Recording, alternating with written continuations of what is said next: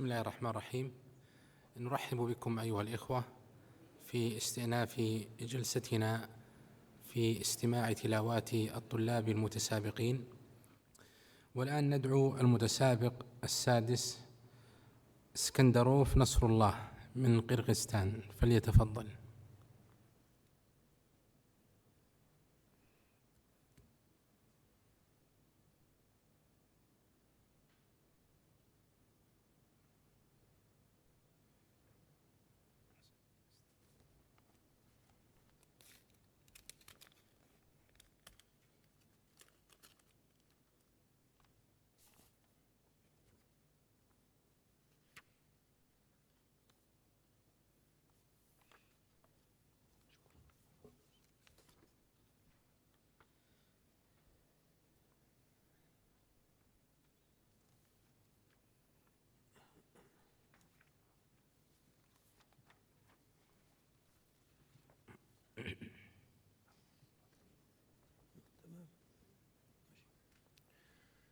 اقرأ من قول الله عز وجل: ومن الأعراب من يؤمن بالله واليوم الآخر ويتخذ ما ينفق قربات عند الله وصلوات الرسول. أعوذ بالله من الشيطان الرجيم. بسم الله الرحمن الرحيم. ومن الأعراب من يؤمن بالله واليوم الآخر ويتخذ ما ينفق قربات عند الله وصلوات الرسول. ألا إنها قربة لهم سيدخلهم الله في رحمته إن الله غفور رحيم. والسابقون الأولون من المهاجرين والأنصار والذين اتبعوهم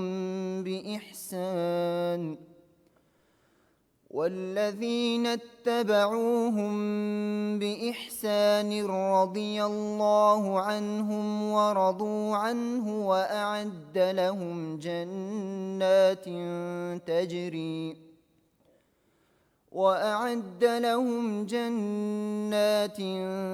تجري تحتها الأنهار خالدين فيها أبدا، ذلك الفوز العظيم.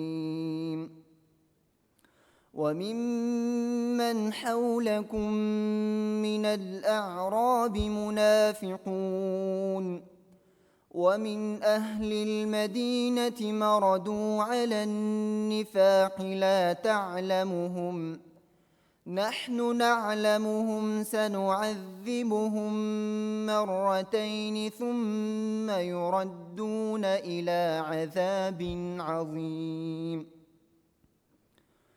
وآخرون اعترفوا بذنوبهم خلطوا عملا صالحا وآخر سيئا عسى الله أن يتوب عليهم إن الله غفور رحيم. خذ من أموالهم صدقة تطهرهم وتزكيهم بها وصل عليهم إن صلاتك سكن لهم والله سميع عليم. ألم يعلموا أن الله هو يقبل التوبة عن عباده ويأخذ الصدقات وأن الله تواب رحيم وأن الله هو التواب الرحيم. وقل اعملوا فسيرى الله عملكم ورسوله والمؤمنون وستردون إلى عالم الغيب والشهادة فينبئكم بما كنتم تعملون وآخرون مرجون لأمر الله إما يعذبهم وإما يتوب عليهم والله عليم حكيم والذين اتخذوا مسجدا ضرارا وكفرا وتفريقا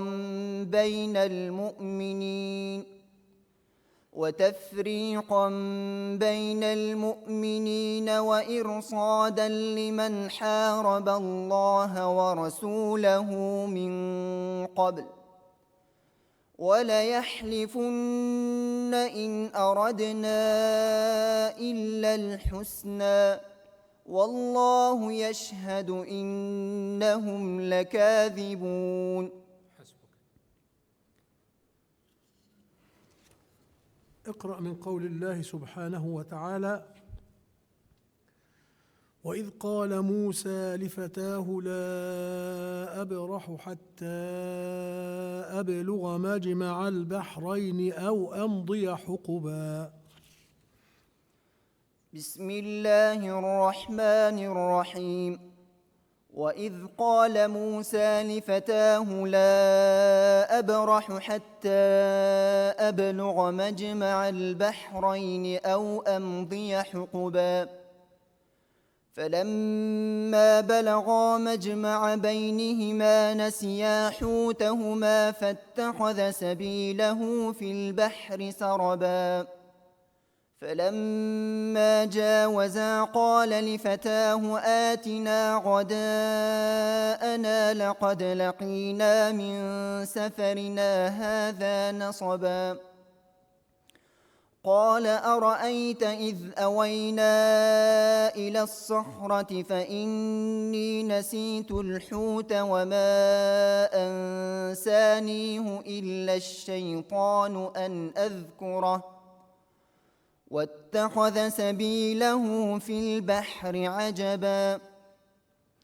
قال ذلك ما كنا نبغ فارتدا على آثارهما قصصا فوجدا عبدا من عبادنا آتيناه رحمة من عندنا وعلمناه من لدنا علما قال له موسى هل أتبعك على أن تعلمني مما علمت رشدا قال إنك لن تستطيع معي صبرا وكيف تصبر على ما لم تحط به خبرا قال ستجدني إن شاء الله صابرا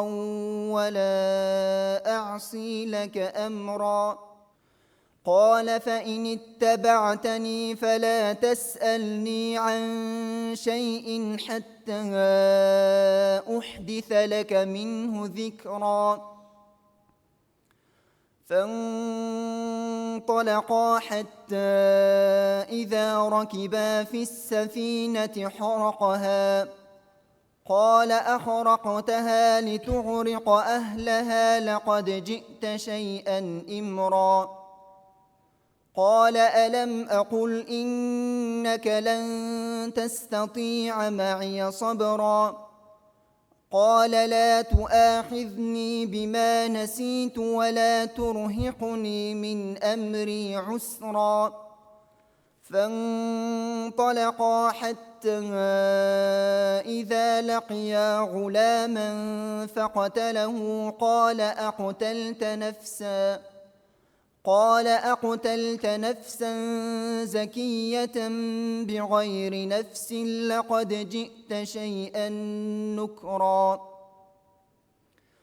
قال ألم أقل لك إنك لن تستطيع معي صبرا قال إن سألتك عن شيء بعدها فلا تصاحبني قد بلغت من لدني عذرا فانطلقا حتى إذا أتيا أهل قرية استطعما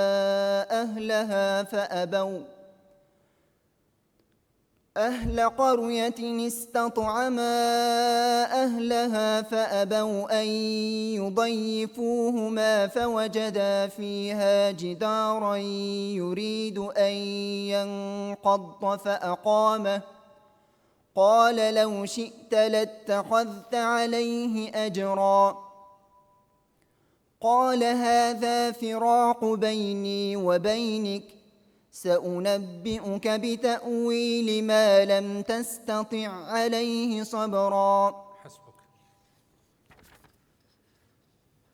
اقرأ من قول المولى سبحانه وتعالى: أولم يروا أنا نسوق الماء إلى الأرض الجرز فنخرج به زرعا تأكل منه أنعامهم وأنفسهم. بسم الله الرحمن الرحيم. أولم يروا أنا نسوق الماء إلى الأرض الجرز فنخرج به زرعا تأكل منه أنعامهم وأنفسهم أفلا يبصرون ويقولون متى هذا الفتح إن كنتم صادقين قل يوم الفتح لا ينفع الذين كفروا إيمانهم ولا هم ينظرون فأعرض عنهم وانتظر إنهم منتظرون. بسم الله الرحمن الرحيم. يا أيها النبي اتق الله ولا تطع الكافرين والمنافقين إن الله كان عليما حكيما.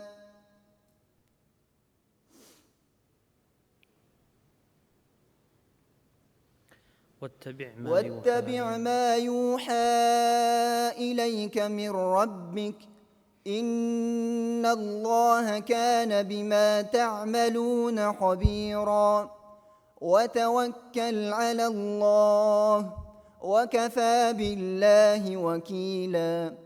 ما جعل الله لرجل من قلبين في جوفه وما جعل أزواجكم اللائي تظاهرون منهن أمهاتكم وما جعل أدعياءكم